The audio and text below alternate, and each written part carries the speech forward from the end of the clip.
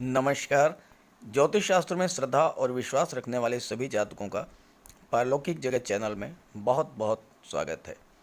आज के इस वीडियो में हम बात करेंगे मीन राशि के जातकों के लिए अप्रैल 2022 का महीना कैसा रहेगा। मीन राशि के जातकों के जीवन में क्या उतार चढ़ाव आ सकते हैं और हम अपनी तरफ से किन बातों का ध्यान रख सकते हैं, चाहे वो आपका कैरियर हो, जॉब हो, पढ़ाई लिखाई या लव रिलेशंस हों, शादी ब्याह या संतान के मामले हों, भूमि भवन, कर्ज और स्वास्थ्य से संबंधित मामले हों या धर्म और आध्यात्म, इन सभी पर विस्तार से चर्चा करेंगे इस वीडियो में। अप्रैल 2022 का महीना आप सभी के जीवन में क्रांतिकारी परिवर्तन लाने वाला है, क्योंकि शायद ये पहली बार ऐसा हो रहा है जब एक साथ 8 ग्रह एक ही माह में राशि परिवर्तन करें। और चंद्रमा तो माह भर में सभी 12 राशियों पर भ्रमण कर लेता है, तो एक ऐतिहासिक महीना होगा जिसमें सौर मंडल के सभी ग्रह राशि परिवर्तन करेंगे। सबसे बड़ा और महत्वपूर्ण जो राशि परिवर्तन है वो देवगुरु, शनिदेव, राहु और केतु का होगा। इस पर आगे चर्चा करेंगे। इसके अलावा सूर्य, बुध, मंगल और शुक्र भी राशि परिवर्तन करेंगे। आप यूं समझें कि जिस तरह से इस धरती पर नई सरकार का गठन होता है तो बड़े पैमाने पर फेरबदल होता है, विभिन्न मंत्रियों को एक बार फिर से अलग अलग मंत्रालयों का आवंटन होता है, ठीक वैसी ही प्रक्रिया ग्रहों के साथ होने जा रही है। सभी ग्रह राशि परिवर्तन करके अलग अलग भूमिका में होंगे और कुछ राशि परिवर्तन तो बहुत ही श्रेष्ठ होने जा रहे हैं। जैसे देवगुरु अपनी ही राशि मीन राशि में गोचर करेंगे, शनिदेव अपनी मूल त्रिकोण राशि कुंभ राशि में गोचर करेंगे और राहु और केतु भी बेहतर राशियों में गोचर करेंगे। और साथ ही साथ सूर्य मकर मेष राशि में गोचर करेंगे और मेष राशि में सूर्य उच्च के होते हैं। तो इतने बड़े सकारात्मक परिवर्तन का मीन राशि के जातकों पर क्या प्रभाव पड़ेगा, इसी का विश्लेषण करेंगे इस वीडियो में। आपको मैं बता दूं कि ये विश्लेषण आपकी चंद्र राशि के आधार पर किया जा रहा है और वीडियो के अंत में मैं आपको उपाय और सावधानियां भी बताऊंगा। पहले बात करते हैं मीन राशि के जातकों की गोचर कुंडली के बारे में। देखिए, एक होती है जन्म कुंडली जो आपके जन्म के समय के आधार पर बनाई जाती है, जिसमें आपको आपका प्रारब्ध लिखा होता है, आप जीवन में किस किस समय पर क्या क्या प्राप्त करेंगे, क्या क्या परिवर्तन होंगे, ये सब उसमें होता है। और दूसरी होती है गोचर कुंडली, जिसमें वर्तमान में ग्रह स्थितियां क्या हैं और इसका क्या प्रभाव होता है, इसका विश्लेषण करते हैं। तो यहाँ पर आपके लग्न भाव में 13 अप्रैल को देवगुरु का गोचर होगा और यहाँ पर केंद्र के भाव में स्वराशि में गोचर करेंगे देवगुरु हंस महापुरुष राजयोग का निर्माण करेंगे, जो कि अत्यंत श्रेष्ठ राजयोग है। सूर्य 14 अप्रैल तक लग्न भाव में रहेंगे। 14 अप्रैल को सूर्य का गोचर मेष राशि में होगा और यहाँ पर सूर्य उच्च के होकर धन भाव में गोचर करेंगे। राहु भी 12 अप्रैल को मेष राशि में ही गोचर करेंगे धन के भाव में। बुध की बात करें तो बुध 24 अप्रैल तक धन भाव में गोचर करेंगे और उसके बाद 24 अप्रैल को राशि परिवर्तन करके वृषभ राशि में गोचर करेंगे और कुंडली के पराक्रम भाव में बुध का गोचर होगा। मंगल 7 अप्रैल को कुंडली के 12वें भाव में गोचर करेंगे और शुक्र 31 मार्च को ही राशि परिवर्तन करके कुंभ राशि में गोचर करेंगे और आपकी कुंडली के 12वें भाव में गोचर करेंगे, जहाँ के शुक्र अति विशिष्ट कारक होते हैं। केतु भी राशि परिवर्तन करेंगे और तुला राशि में गोचर करेंगे और आपकी कुंडली के 8वें भाव में गोचर करेंगे। तो ये तो हैं ग्रह स्थितियाँ गोचर में। अब एक एक बिंदु पर विस्तार से बात करते हैं कि इनका प्रभाव क्या होगा। मीन राशि के जातकों के जीवन में जो सबसे बड़ा परिवर्तन होगा वह होगा देवगुरु का राशि परिवर्तन। 13 अप्रैल तक तो देवगुरु 12वें भाव में गोचर करेंगे।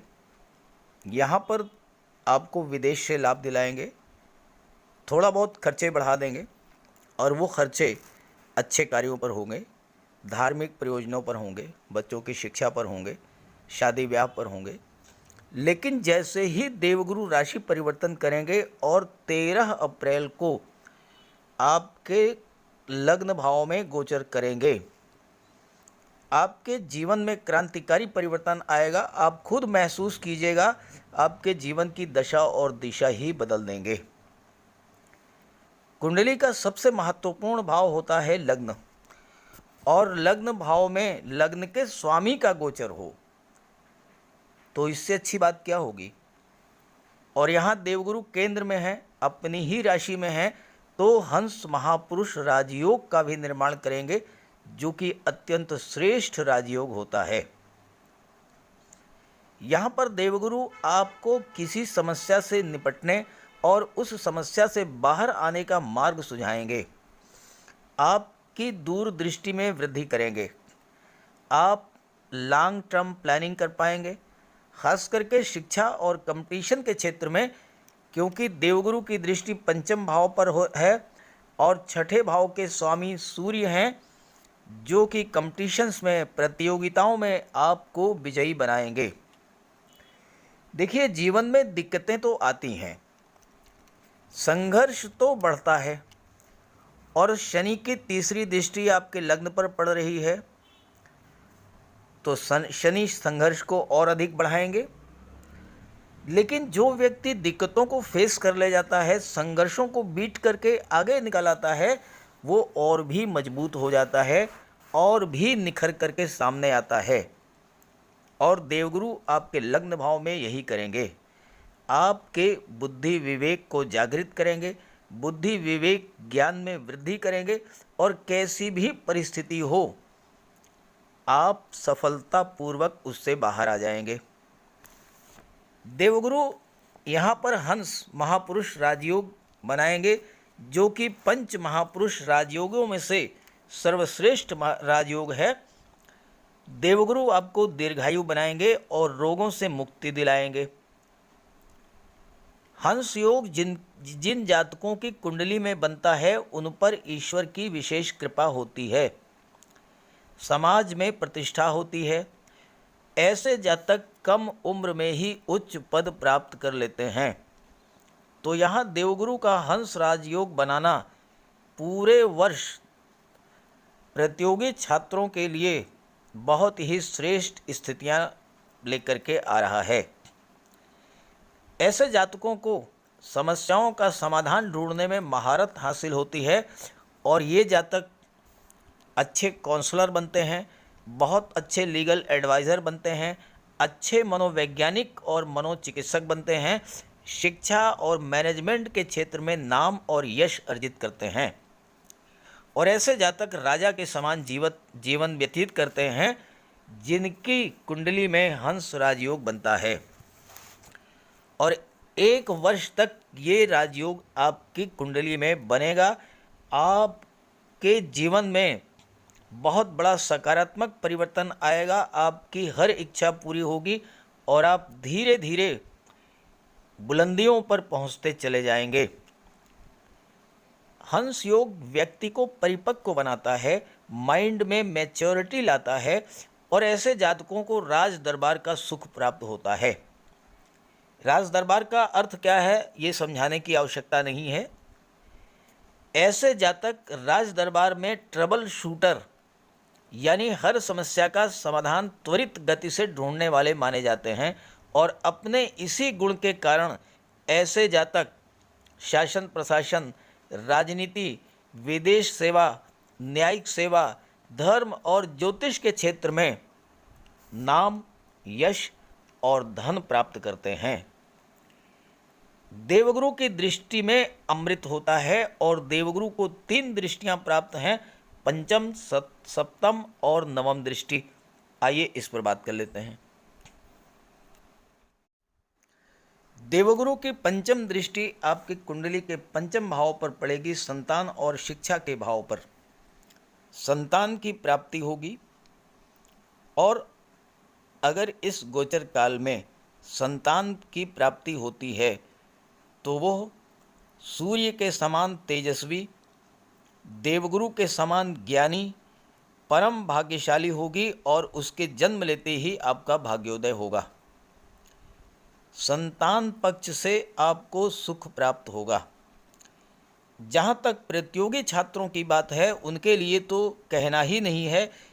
ये गोचर देवगुरु का हर प्रतियोगिता में उनको सफलता दिलाने वाला होगा, क्योंकि महामंत्री की दृष्टि पड़ रही है पंचम भाव पर, और छठे भाव के स्वामी स्वयं सूर्य हैं, जो कि राजा हैं, और छठे भाव से कंपटीशंस का विचार किया जाता है। तो ये जो देवगुरु की दृष्टि और सूर्य का छठे भाव का स्वामी होना आपको हर प्रतियोगिता में सफलता दिलाएगा।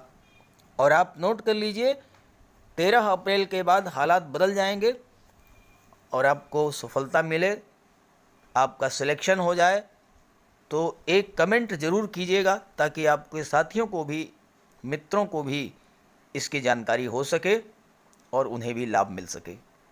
देवगुरु की सप्तम दृष्टि पड़ेगी आपकी कुंडली के 7वें भाव पर, जिसके स्वामी हैं बुध, और बुध देवगुरु के परम मित्र हैं।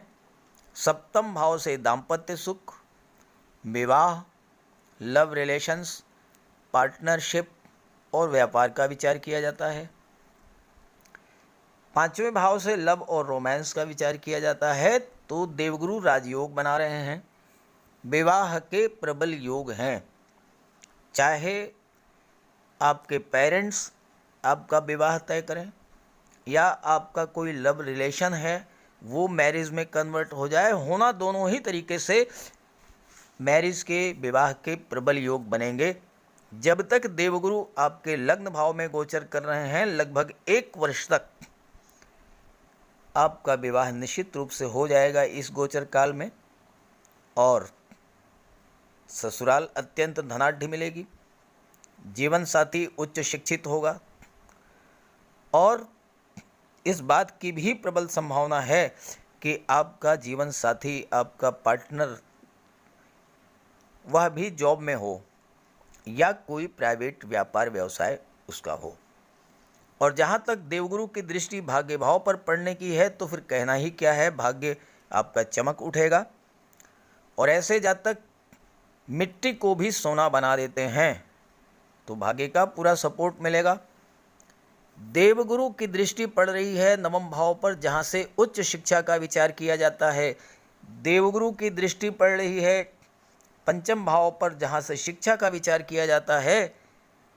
और शुक्र का गोचर है विदेश भाव में, और विदेश भाव में शुक्र अति विशिष्ट कारक होते हैं। तो परिस्थितियाँ अनुकूल हैं। जो जातक उच्च शिक्षा प्राप्त करने के लिए विदेश जाना चाहते हैं, खास करके IT sector, management, communication, commerce, कला, साहित्य, चिकित्सा, इन सब क्षेत्रों में उच्च शिक्षा के लिए विदेश जाने का बहुत बेहतर योग है। और मंगल बैठे हैं यहाँ पर 12वें भाव में, तो मेडिकल फील्ड के जातकों के लिए भी बहुत अच्छा रहेगा। विदेश जा कर के वो डिग्री हासिल कर सकते हैं, और चिकित्सा जगत में, खास करके सर्जरी के क्षेत्र में नाम और यश अर्जित करेंगे। बात हो गई देवगुरु की। दूसरा जो महत्वपूर्ण परिवर्तन है वो है मंगल और शुक्र का। आइए इस पर बात करते हैं। 7 अप्रैल को मंगल का गोचर कुंभ राशि में होगा, और मंगल 12वें भाव में गोचर करेंगे। 31 मार्च को शुक्र का गोचर कुंभ राशि में होगा, और शुक्र भी 12वें भाव में गोचर करेंगे। यहाँ शुक्र और मंगल की युति बनेगी, जो कि अत्यंत श्रेष्ठ युति मानी जाती है। मंगल की बात करें, मंगल की दृष्टि पड़ेगी छठे भाव पर, तो मंगल शत्रुहंता होते हैं, शत्रुओं का विनाश करेंगे, रोग का विनाश कर देंगे, और कर्ज अगर होगा तो कर्ज भी आपका उतर जाएगा। केवल इतना ध्यान देना है आपको कि मंगल की दृष्टि सप्तम भाव पर भी पड़ेगी। मंगल की अष्टम दृष्टि जो है वो सप्तम भाव पर पड़ेगी, तो मंगल आपके स्वभाव में उग्रता लाएंगे, क्रोध आपका बढ़ेगा। इस पर आपको नियंत्रण रखना है और इसके लिए आप मंगल का उपाय कर लीजिएगा, तो आपका दाम्पत्य जीवन, पार्टनरशिप, लव रिलेशन सब कुछ सामान्य रहेगा। केवल आप अपने व्यवहार और वाणी पर नियंत्रण रखें। जहाँ तक शुक्र की बात है, शुक्र 12वें भाव में अति विशिष्ट कारक होते हैं।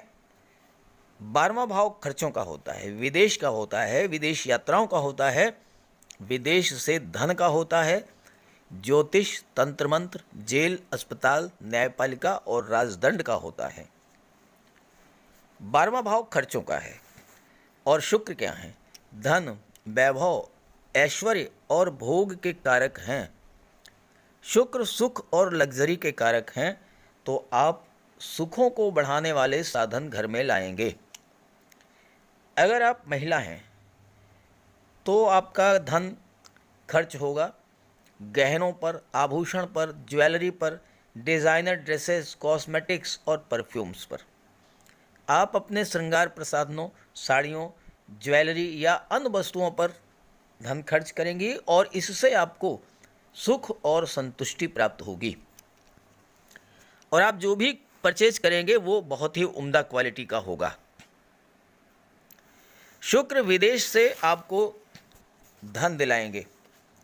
आप हवाई यात्राएं करेंगे, विदेश से धन कमाएंगे, एक्सपोर्ट इंपोर्ट का व्यापार व्यवसाय है उससे लाभ होगा। आपको विदेश में जॉब मिल सकती है या फिर आप हायर एजुकेशन के लिए विदेश जा सकते हैं। और मंगल चूंकि सर्जरी के कारक होते हैं, चिकित्सा के कारक होते हैं, तो जो जातक मेडिकल क्षेत्र में विदेश जाकर के उच्च शिक्षा प्राप्त करना चाहते हैं, बहुत बेहतर योग बन रहा है। अप्रैल के महीने में वो विदेश जा सकते हैं, उन्हें एडमिशन भी मिल जाएगा और उनके लिए धन की व्यवस्था भी गवर्नमेंट ही कर देगी, चाहे स्कॉलरशिप मिल जाए या कोई और फंड। 12वां भाव अस्पताल, जेल और दंड का भी है। तो ऐसे जातक जो कि अस्पताल में कार्यरत हैं, डॉक्टर हैं, नर्स हैं, कंपाउंडर हैं, सीएमएस हैं, सीएमओ हैं, फार्मासिस्ट हैं, या फिर जो जातक जेलर हैं या पुलिस विभाग में कार्यरत हैं, न्यायपालिका में कार्यरत हैं, अधिवक्ता हैं, वकील हैं, काउंसलर हैं, ऐसे सब जातकों के लिए शुक्र और मंगल का गोचर उनके जीवन में खुशियां लेकर के आएगा, सुखों की वृद्धि करने वाला होगा। अब बात करते हैं जो तीसरा महत्वपूर्ण है राशि परिवर्तन, वह है सूर्य का। सूर्य का गोचर 14 अप्रैल तक आपके लग्न भाव में रहेगा। 14 अप्रैल को सूर्य राशि परिवर्तन करेंगे और मेष राशि में गोचर करेंगे। यहाँ पर सूर्य उच्च का होता है और आपके कुंडली के धन भाव में सूर्य का गोचर होगा। तो सूर्य आपके अंदर धन संचयन की प्रवृत्ति को बढ़ा देंगे, क्योंकि दूसरे भाव से धन, कुटुंब, वाणी और संचित धन का विचार किया जाता है। सूर्य क्या है? राजा। और राजा के पास सबसे महत्वपूर्ण चीज़ क्या होती है? कोष, खजाना। तो सूर्य यहाँ पर आपका खजाना भरेंगे, बैंक बैलेंस बढ़ा देंगे, धन का संचय होगा। धन संचित कैसे होगा? जब आय बढ़ेगी और अनावश्यक खर्चों पर रोक लगेगी। 14 अप्रैल तक आपके लग्न भाव में सूर्य और गुरु की युति बनेगी और आपकी बुद्धि, विवेक, ज्ञान को इतना जागृत कर देंगे कि आप एक एक पैसा खर्च करने से पहले 100 बार सोचेंगे। परिणामतः आपके पास धन का भंडार इकट्ठा होता चला जाएगा। सूर्य आपको धनवान बनाएंगे और जीवन भर आपको धन की कमी नहीं होगी। सूर्य राजा हैं, आपको राज्य से धन प्राप्त होगा। सरकारी नौकरी, सरकारी प्रोजेक्ट, गवर्नमेंट टेंडर या राजनीति के क्षेत्र से धन प्राप्त होगा। सूर्य आत्मा, बल, तेज, साहस, शासन प्रशासन और ऊर्जा के कारक हैं। तो आप अपने ज्ञान, बुद्धि और विवेक के बल पर सफलता और उच्च पद प्राप्त करेंगे और प्रचुर मात्रा में धन भी अर्जित करेंगे। शेयर, प्रॉपर्टी और गोल्ड में आपका निवेश बढ़ेगा। सेकंड हाउस वाणी का होता है। आपकी वाणी में इतना ज्ञान और ओज होगा कि लोग आपकी बात सुनेंगे और मानेंगे। सूर्य के प्रभाव से आप में नेतृत्व क्षमता की वृद्धि होगी, जिससे कि आप कार्यस्थल पर, शासन प्रशासन में और राजनीति के क्षेत्र में लोगों का नेतृत्व करेंगे और अपने भव्य व्यक्तित्व, ओजमयी वाणी से लोगों को प्रभावित करेंगे और लोग मंत्रमुग्ध होकर आपको सुनेंगे। 24 मार्च तक सूर्य के साथ बुध भी गोचर करेंगे और कुंडली के किसी भी भाव में सूर्य और बुध का बुधादित्य राजयोग बनना सरकारी नौकरी का प्रबल कारक है। तो मैं बार बार नहीं दोहराऊंगा, प्रतियोगी छात्रों के लिए अत्यंत श्रेष्ठ है ये गोचर। यहाँ पर राहु भी 12 अप्रैल को आ जाएंगे, इस पर बात करते हैं। 12 अप्रैल को राहु राशि परिवर्तन करके मेष राशि में गोचर करेंगे और राहु का ये गोचर कुंडली के धन भाव में होगा। तो धन के संचय और निवेश में राहु वृद्धि करेंगे। आप धन संचय की कला में अत्यंत निपुण होंगे और राहु आकस्मिकता के कारक होते हैं। तो आकस्मिक रूप से आपको कहीं न कहीं से बहुत अच्छा धन का लाभ होगा और उससे आपका बैंक बैलेंस बढ़ जाएगा, आपके पास अपार धन होगा। राहु आपको इतना अधिक बुद्धिमान, चतुर और चालाक बना देंगे कि आप एक एक पैसा खर्च करने से पहले 100 बार सोचेंगे और यही कारण है कि आपके पास अत्यंत प्रचुर मात्रा में धन होगा। राहु पर देवगुरु का नियंत्रण है और देवगुरु आपके लग्न भाव में गोचर कर रहे हैं। अत्यंत बलवान स्थिति में है तो राहु भी अत्यंत बलवान होंगे और अचानक से आपको बहुत बड़ा धन लाभ करा देंगे। यहाँ पर बुध भी हैं जो कि शेयर मार्केट के कारक होते हैं और राहु बुध के प्रभाव को बढ़ा देंगे, तो आप शेयर ट्रेडिंग से बहुत अच्छा लाभ अर्जित करेंगे। राहु आपकी इंट्यूशन पावर को बढ़ा देंगे। जीवन में आने वाली अपॉर्चुनिटीज़ को, अच्छे अवसरों को पहचानने की क्षमता आपके अंदर डेवलप करेंगे और किसी भी अच्छे अवसर को हाथ से जाने नहीं देंगे और आपको उसका भरपूर लाभ मिलेगा। हालांकि राहु वायु तत्व हैं, परिवार को बिखेर देते हैं, तो यानी आपको अपनी मातृभूमि से दूरी भी बनानी पड़ेगी।